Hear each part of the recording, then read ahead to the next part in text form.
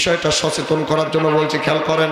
আবুল সরকার নামে বাউল শিল্পী ডাইরেক্ট ভিডিওর মধ্যে দেখবেন এমন একটা কথা বলে দিল, আল্লাহর কথার আগা গোড়া বলতে আগা এবং একটা খারাপ ভাষা ইউজ করে বললো আমি কিচ্ছু বুঝি না। আল্লাহ সৃষ্টি নিয়ে এক এক জায়গায় এক এক রকম করে কথা বললো। তুমি এটা বুঝাচ্ছে যে যারা এক মুখ দিয়ে অনেক রকমের কথা বলে আমরা তো তাদেরকে মুনাফিক বলি নাকি।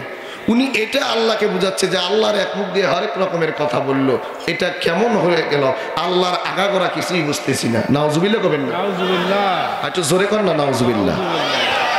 এরপরে যাই হোক, স্থানীয় ইমাম ওলামা ইকরামগণ সহ ধর্মপ্রাণ মুসলমান ভাইরা যতটুকু উত্তম মাধ্যম দেওয়ার দিয়ে তাকে প্রশাসনের হাতে উঠাই দিচ্ছে।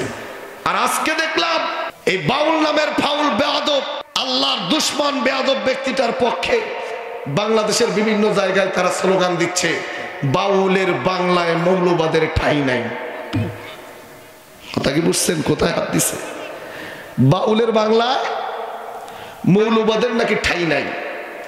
অথচ তারা যেই বাউলের পক্ষে মিছিল মিটিং করতেছে, প্রতিবাদ সমাবেশ করতেছে, এরা যদি একটা বার ইমানের অন্তর থেকে যদি দেখতো যে কথাটা কি বলছে, আল্লাহর আগাগোড়া কিছু বোঝে না। নাউজুবিল্লাহ বলবেন না? ইসলামিক রাষ্ট্র হলে তাকে প্রকাশ্যে হত্যা করা ফরজ হয়ে গিয়েছে। কথা বলেন ঠিক কিনা? বাংলাদেশের এই বাউল নামক ফাউলদেরকে হুঁশিয়ার করে দিচ্ছি যে বাংলাদেশে নাকি এই বাউলকে যদি না ছাড়া হয় তাহলে তারা নাকি 20 লক্ষ বাউল রাস্তায় নামবে। আমরাও প্রস্তুত আছি। 20 লক্ষ বাউল রাস্তায় নামলে আমাদের 40 লক্ষ ঝাঁটার বাড়ি তোদের জন্য রেডি থাকবে। কথা বলেন ঠিক কিনা?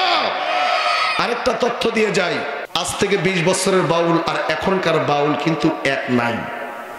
কথা কি বুঝতেছেন? তথ্য নিয়ে যান, আমি তথ্যগুলো নিয়ে আসছি।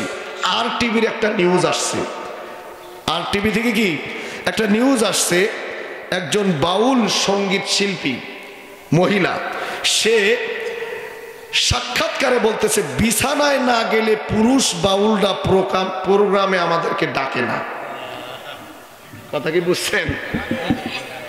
বিছানায় না গেলে পুরুষ বাউলরা প্রোগ্রামে আমাকে ডাকে না।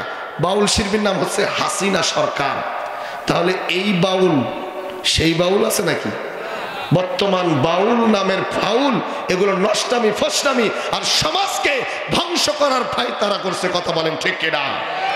এই জন্য ডক্টর ইউনূস সহ বর্তমান প্রশাসনকে আমরা জানাচ্ছি, সরাসরি আল্লাহকে নিয়ে এমন কটূক্তিপূর্ণ যে এরকম কুরুচিপূর্ণ যে মন্তব্য করলো তাকে ছাড়া তো দূরে থাকলো, এই দেশের তৌহিদি মুসলিম জনগণ আমরা সর্বোচ্চ পর্যায়ের শাস্তি এই বাউল নামক ফাউলের দেখতে চাই। কথা বলেন ঠিক কিনা?